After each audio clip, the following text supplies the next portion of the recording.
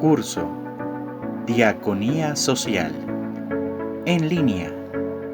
Imparte Eufemio Flores Valencia. Continuamos. Diaconía Social. El servicio de la Iglesia.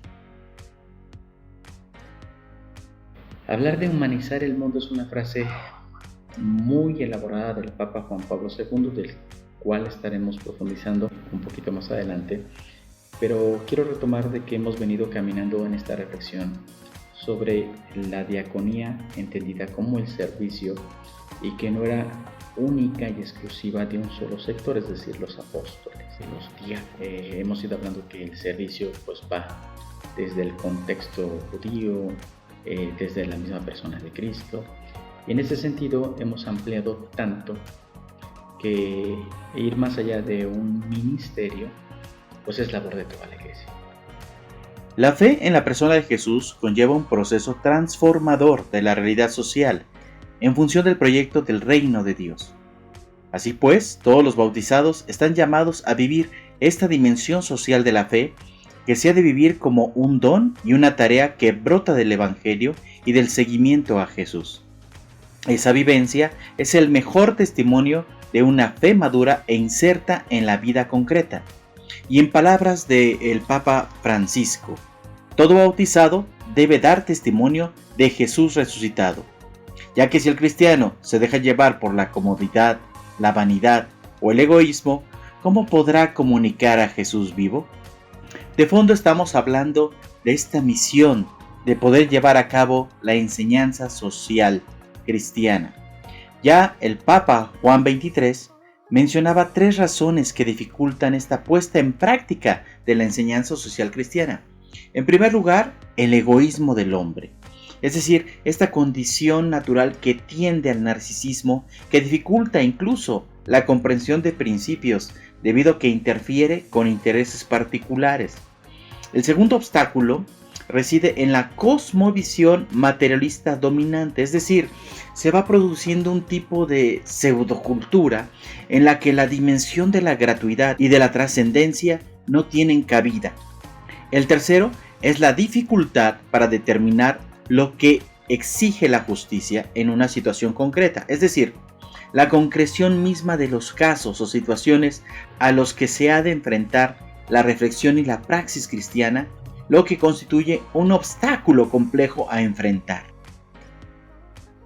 Entonces estamos viendo que la dinámica social del Evangelio no solamente se va a centrar en el tema de la caridad, sino va a llevar siempre a la mano o a la par el tema de la justicia. No hay caridad sin justicia y no hay justicia sin caridad. Volviendo a las raíces, hablemos un poco de la comunidad primitiva. Y perseveraban en la enseñanza de los apóstoles, en la comunión, en la fracción del pan y en las oraciones. Todo el mundo estaba impresionado y los apóstoles hacían muchos prodigios y signos. Los creyentes vivían todos unidos y tenían todo en común. Vendían posesiones y bienes y los repartían entre todos, según la necesidad de cada uno. Con perseverancia acudían a diario al templo, con un mismo espíritu. Partían el pan en las casas y tomaban el alimento con alegría y sencillez de corazón. Alababan a Dios y eran bien vistos de todo el pueblo, y día tras día el Señor iba agregando a los que se iban salvando. Hechos capítulo 2, versículos 42 al 47. Elementos a resaltar del texto. Primero, menciona que perseveraban, es decir, la constancia. Un elemento en toda comunidad que se diga seguidora de Cristo tiene que ser la constancia. La constancia en la formación, la constancia en la dinámica del amor, la constancia en la dinámica del perdón, en la del diálogo, en la de la escucha.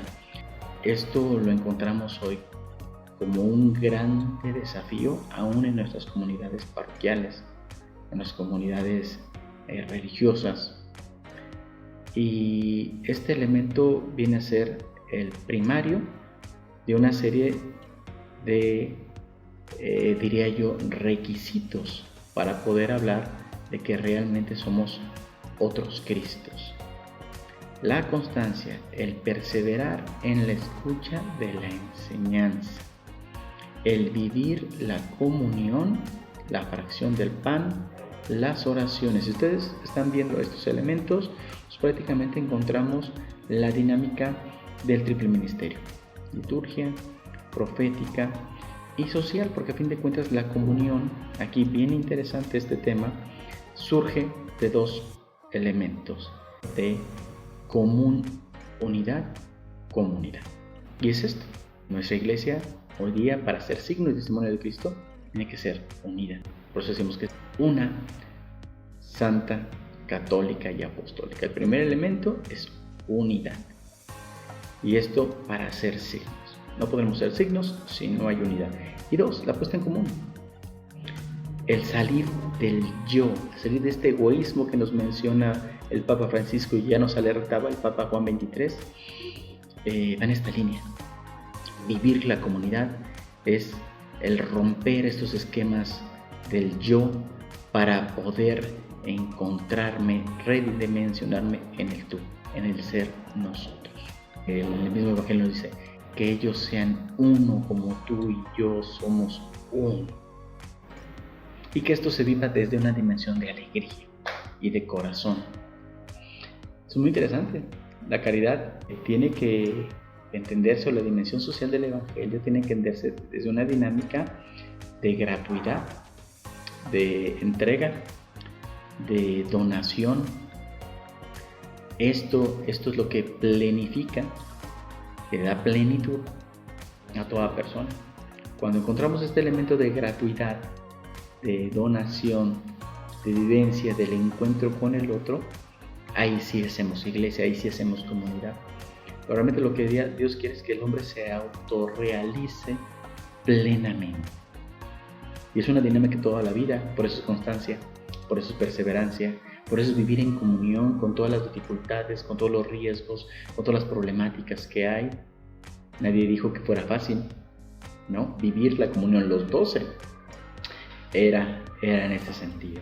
Así lo deja claro Lucas, que narra el testimonio de la vida en la comunidad en Hechos 4, 32 al 37.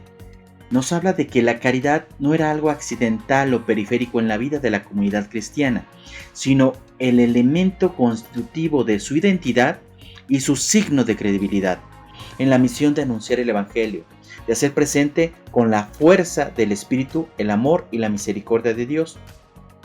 Bien sabemos que en estos textos nos mencionan que se presentaron en la comunidad primitiva discriminaciones en el servicio a los pobres, pecados de insolidaridad, fallos en la organización en el reparto de los bienes. Es verdad, y lo denuncian los escritos también de Lucas, Pablo, Santiago, con toda claridad y firmeza, para que la comunidad pueda corregirlos. Pero las mismas denuncias ponen en relieve la importancia que en la comunidad se da al ejercicio y al testimonio de la caridad. Es pues en esta dirección, que es muy iluminadora, la afirmación de Juan Pablo II, en la que indica el carácter testimonial de la doctrina social de la Iglesia.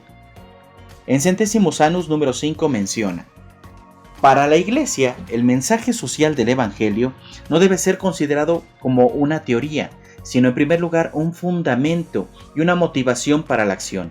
Entusiasmados por este mensaje, algunos de los primeros cristianos repartían sus bienes con los pobres, testimoniando que, pese a las diversas clases sociales, era posible una convivencia pacífica y solidaria.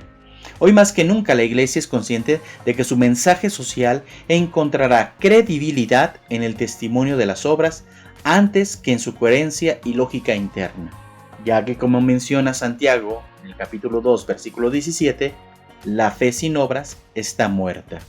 Entonces venimos hablando que humanizar el mundo es la clave para entender el servicio de la Iglesia. Viene a nuestra memoria cuando en 1978 el entonces cardenal Wojtyła fue electo papa. La doctrina social de la Iglesia de hecho no pasaba por un buen momento en esa época. En Europa, por ejemplo, había sido sustituida por la teología política de Menz y en América Latina por la teología de liberación de Boff. Pero llegó el cardenal Wojtyła, que de manera inmediata en su primera homilía papal invitó a no tener miedo y abrir las puertas, no solo de los corazones, sino también de los confines de los estados, de los sistemas económicos, así como aquellos políticos, los vastos campos de la cultura, de la civilización, del desarrollo, ya que continuando con este discurso, volvió a poner el rol público de la fe cristiana. Es pues que Juan Pablo II ya hablaba sobre doctrina social de la Iglesia al interno de sus 3 encíclicas trinitarias: Redemptor Hominis de 1979, Dives in Misericordia de 1980 y Dominum et Vivificantem de 1986. Fueron escritas también 3 encíclicas sociales de fundamental importancia, como fueron Laborem Exercens de 1981, Solicitudo Rei Socialis de 1987 y Centesimus Annus de 1991, ya que fueron dentro de un periodo de grandes cambios globales y sobre todo la caída del muro. También insistió que la doctrina social de la Iglesia fuera inserta en el nuevo catecismo de la Iglesia Católica, señalando así su pertenencia a la misión de la misma Iglesia. Con el cambio de milenio, en la carta apostólica Tertium Millennio Adveniente, pidió a todos los católicos hacer un examen de conciencia acerca de la manera de cómo han vivido y encarnado la doctrina social de la Iglesia. También enfatizó que la tarea de la Iglesia es dirigir la humanidad hacia el misterio de Cristo, y de esta manera, contemporáneamente, tocar la más profunda dimensión del hombre, es decir, la dimensión de los corazones humanos, de las conciencias humanas y de los eventos humanos. Conclusiones. La caridad es un elemento central de la fe y la misión de la Iglesia. Es una dimensión esencial y constitutiva de la vida cristiana y eclesial. El amor al prójimo, enraizado en el amor a Dios, es algo que compete a todos, por nuestra identidad cristiana, a cada uno en particular y a toda la comunidad. La naturaleza íntima de la Iglesia se expresa en una triple tarea: anuncio de la palabra de Dios, celebración de los sacramentos y servicio de la caridad. Son tareas que se implican mutuamente y no pueden separarse una de otra. Terminamos todo este módulo de introducción al curso con la frase del Papa Francisco: no te olvides de los pobres. Les quiero pedir que caminemos todos juntos. Cuidémonos unos a los otros. Cuídense entre ustedes.